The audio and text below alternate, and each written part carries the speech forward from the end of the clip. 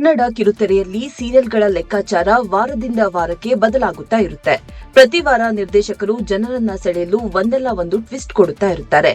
ಯಾವ ಧಾರಾವಾಹಿ ಹಿಟ್ ಆಯಿತು, ಫ್ಲಾಪ್ ಆಯಿತು ಎಂಬುದು ಪ್ರತಿ ವಾರದ ಟಿಆರ್ಪಿ ಮೂಲಕ ತಿಳಿಯಲಿದೆ. ಇದೀಗ 24ನೇ ವಾರದ ಟಿಆರ್ಪಿ ರೇಟಿಂಗ್ಸ್ ಹೊರಬಿದ್ದಿದೆ. ಈ ವಾರದ ವಿಶೇಷ ಎಂದರೆ ಹೊಸ ಧಾರಾವಾಹಿ ನಂಬರ್ 1 ಪಟ್ಟವನ್ನ ಪಡೆದುಕೊಂಡಿದೆ.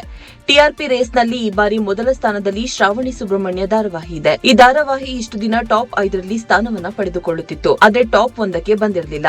ಆದರೀಗ ಅಚ್ಚರಿ ಎಂಬಂತೆ ಧಾರಾವಾಹಿಗೆ ಮೊದಲ ಸ್ಥಾನ ಸಿಕ್ಕಿದೆ. 8.9 ಟಿಆರ್ಪಿ ದಾಖಲಿಸುವ ಮೂಲಕ ಶ್ರಾವಣಿ ಸುಬ್ರಹ್ಮಣ್ಯ ಧಾರಾವಾಹಿ ಅಗ್ರಸ್ಥಾನದಲ್ಲಿದೆ. ಇನ್ನು 8.6 ಟಿಆರ್ಪಿ ಪಡೆದು ನಾನಿನ್ನ ಬಿಡಲಾರೆ ಸೀರಿಯಲ್ 2ನೇ ಸ್ಥಾನವನ್ನ ಗಿಟ್ಟಿಸಿದೆ. ಇನ್ನು ಮಹಾನಟಿ ಸೀಸನ್ 2 ಕಾರ್ಯಕ್ರಮದ ಲಾಂಚ್ ಎಪಿಸೋಡ್ಗೆ ಗ್ರಾಮೀಣ ಭಾಗದಲ್ಲಿ 10.5 ಟಿಆರ್ಪಿ ಲಭಿಸಿದೆ. ಬರೀ ನಗರ ಪ್ರದೇಶದಲ್ಲಿ 7.5 ಟಿಆರ್ಪಿ ದಾಖಲಿಸಿದೆ. ಹಾಗೆ ಅರ್ಬನ್ ಪ್ಲಸ್ ರೂರಲ್ನಲ್ಲಿ 9.0 ಟಿಆರ್ಪಿಯನ್ನ ಪಡೆದಿದೆ. ಆ ಮೂಲಕ ಮೊದಲ ವಾರವೇ ಮಹಾನಟಿ ಸೀಸನ್ 2 ಶೋಗೆ ಭರ್ಜರಿ ಓಪನಿಂಗ್ ಸಿಕ್ಕಿದೆ. 3ನೇ ಸ್ಥಾನದಲ್ಲಿ 7.8 ಟಿಆರ್ಪಿನೊಂದಿಗೆ ಅಣ್ಣಯ್ಯ ಧಾರಾವಾಹಿ ಇದೆ.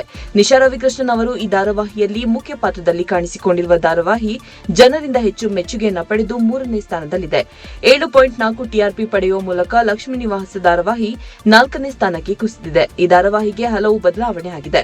ಲಕ್ಷ್ಮಿ ಪಾತ್ರಧಾರಿ ಹೊರನಡೆದಿದ್ದು, ಹಿರಿಯ ನಟಿ ಮಾಧುರಿ ಹೊಸ ಪಾತ್ರದಲ್ಲಿ ಕಾಣಿಸಿಕೊಂಡಿದ್ದಾರೆ. ಈ ಧಾರಾವಾಹಿ ಮುಂದಿನ ವಾರ ಪಿಕಪ್ ಪಡೆದುಕೊಳ್ಳುತ್ತಾ ನೋಡಬೇಕು.